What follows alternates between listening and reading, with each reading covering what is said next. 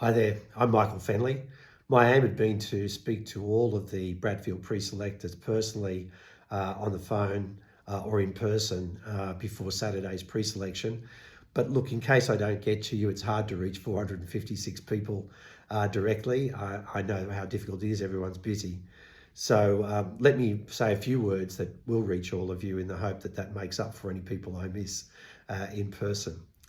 So look, in this pre-selection contest, you've got three strong candidates. They're all very different. And I think what you're trying to select, or I hope you are, is a candidate who, one, can win Bradfield in the coming election with an increased margin, and I'm sure I can do that, but also someone who has the substance that if a cabinet position becomes available, may be able to go into cabinet if we happen to form government now or in the future. I think that's an important criterion too, and I know a lot of you think that. So if you've read my brochure, you'll know already that I'm a leader in the medical profession in Australia, and that I have a wealth of policy experience and leadership advocacy experience, not just in the health sector, but also in science, research, education, and more recently in the energy sector. And I think that experience, that real world experience, will make me a very strong advocate for Bradfield in the federal parliament, but also more broadly, a very strong contributor to policy in the federal parliament, which I think is important in the member for Bradfield. Now, I've been the major and most outspoken Liberal in the last year, speaking out against the offshore wind proposal of the Labor government along the coast of New South Wales coast. In multiple public talks to thousands of voters, I've made it very clear that this is a silly policy because there isn't really the engineering base to do this at scale at the moment. These things are huge. But the most important and the killer thing is that the cost of doing this is enormous because all of the turbines have to float. Look, with the campaign teams we've been working with, community protest groups, we've been very successful in getting a Senate inquiry up and also pretty much forcing the lead proponent, OceanX Equinor, to withdraw its proposal in the Illawarra. So I think I have a lot of policy and advocacy experience, and I'm used to running those sorts of campaigns. Now, in the coming election, I think the major issue is going to be the poor state of the Australian economy under this very poor first-term Labor government. Albo is correctly perceived now as a weak leader, leading a very weak first-term government and producing, just crushing cost of living pressures and persistently high interest rates with household costs up the gazoo. And, the central question I think we have to ask the voters all over the country, but also in Bradfield is, are you really better off now than you were before the last federal election in 2022? And clearly the answer to that's got to be a resounding no. All of our household costs and business costs are through the roof. The economy's in a terrible state. So that's point number one. Point number two against Labor is that their energy policy, the policy led by a very poor minister in Mr. Bowen, to achieve a renewables only 82% of the electricity sector by 2030 is a complete train wreck at the moment. They're not achieving the things they need to achieve. And the bottom line is that this can't really be done without baseload. The only countries in the world that have achieved more than 80% renewables have significant baseload energy, mostly in those countries coming from green sources anyway, like unlimited hydro or fairly unlimited geothermal power or both.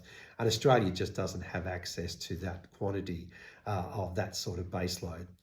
For Australia at the moment, there's no doubt that nuclear is the best baseload solution. I've been an advocate of nuclear forever, but it's becoming increasingly viable, obviously, both in terms of cost and community acceptance. And I think we're right on the right track. The right way to run the energy policy in Australia is definitely with nuclear baseload. So we've got the right policy in that area. So, what we have to ask the people, or tell our major message to the voters has got to be not only is Labor government bad, but, if you don't want the Labor government back, then don't vote for anybody but the Liberal candidate in Bradfield this election, because a vote for the teal or for any other candidate other than the Liberal candidate, is simply a vote for Labor to return to power in what will effectively be a Labor, Green, Teals coalition.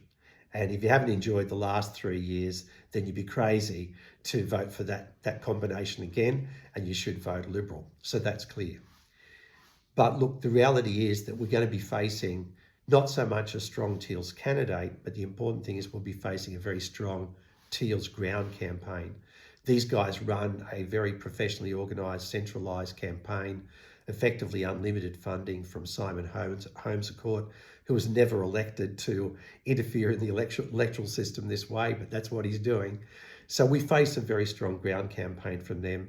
They're very well organised. So I think you need to know also that I'm the most experienced Liberal ground campaigner in lower house seats running in this pre-selection of the 3 candidates. I've definitely got the most lower house ground campaign experience. I was a Liberal who really forced Peter Garrett out of a political life because I claimed 8.5% against him in the seat of Kingsford Smith, and that was the end of his political career. I also was the Liberal who ran against Michael Daly, who at that stage was the heir apparent to the Labor leadership in New South Wales, and I took 14.2% from him in one election campaign, and that pretty much wiped out his leadership aspirations and really reduced one of the strongest Labor seats in Sydney and in New South Wales to really a very marginal seat at that time. So I know what to do. I know how to campaign on the ground. And with your help, and we've got, although I know a lot of you are worried that the membership has fallen somewhat over the years in Bradfield, the reality is you've got 400 members, and I know 342 of you are going to be here on Saturday. So I know you're all very committed to winning. So with your help, if we all get out there and campaign strongly with the candidate on the ground, doing all the hard yards and turning up on the day and manning the booths, I think we can really beat the Teals in the ground campaign, and we're certainly going to beat them intellectually with our policy. So I'm very confident we can win Bradfield in this election campaign, and I think we'll win it with a significantly increased margin with your help. So thanks for your attention, and I'll see you all on Saturday. Thanks very much.